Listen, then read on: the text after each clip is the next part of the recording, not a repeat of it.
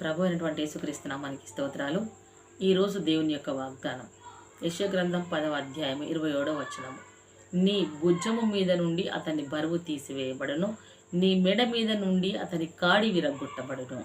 నీవు ఎలానట, నీవు బలిసినందున ఆ కాడి విరగొట్టబడును. హల్లెలూయా. దేని వలన విరిగిపోయినాయి?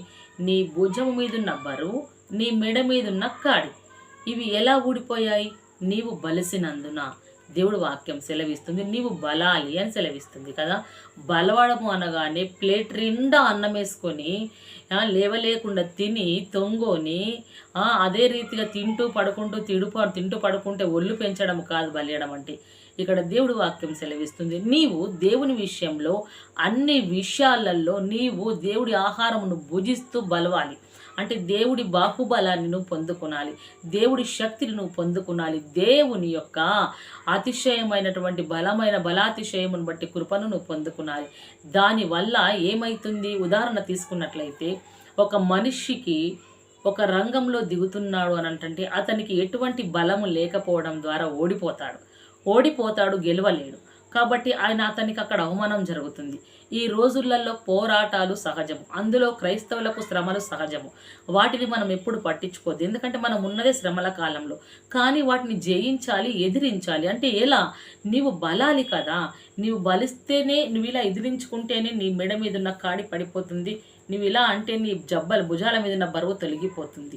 ఎప్పుడు నువ్వు బలిసినందున దేవుడి ఆత్మ ద్వారా బలము పొందుకో, దేవుడి వాక్యం ద్వారా బలము పొందుకో, దేవుణ్ణి ప్రార్థించి ఆయన బహుబలాన్ని పొందుకో.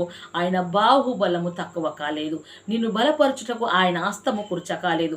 ఎప్పుడు ఆయన నామములో శక్తి ఉంది, ఆయన నామములో బలం ఉంది, ఆయన నామములో నిత్య జీవం ఉంది, ఆయన నామములో శత్రువైన సాతానును ఓడగొట్టే అధికారము కలిగి ఉంది. కాబట్టి వీటన్నిటిని నువ్వు పొందుకొని బలిసినందున అవి నీ మెడ మీద నుండి తొలగించుకుంటావు, ఆ కట్లను నువ్వు తెంపి వేసుకుంటావు.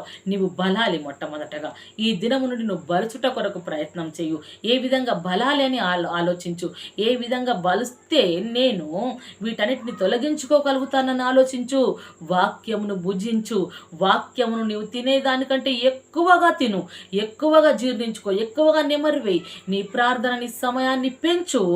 దేవుడి ఆత్మతో రిండుకొని ఈ మూడింటిని కలుపుకొని నీ జీవితానికి ఆధారము చేసుకొని నీవు బలియడము ద్వారా ప్రతి సాతాను కట్లను, ప్రతి శత్రువు కట్లను నీవు తెంచుకోగలుగుతావు. నీవు బలవడము ద్వారా ఏది నీ కంచె లోపలికి రాదు. నీవు బలవడము ద్వారా నిన్ను చూసిన ప్రతిది భయపడుతుంది. నీవు బలవడము ద్వారా ప్రతి సమస్య వెనకంజ వేస్తుంది. కాబట్టి మొట్టమొదటిగా నువ్వు బలవడం ఆరంభించు. క్రీస్తులో క్రీస్తు వాక్యంలో నీవు బలవడం ఆరంభించు. నీ బాహుబలము దేవుడి యొద్ద ఉంది. అది దేవుడి దగ్గర నుంచి తీర్చుకున్నట్లయితే, స్వీకరించితే దేవుడే మనల్ని నడిపిస్తాడు. ఇటు మాటలు దేవుడు మన ఆత్మను దీవించి ఆశ్రయించి ఫలింపజేయును గాక. ఆమేన్. Praise the lord.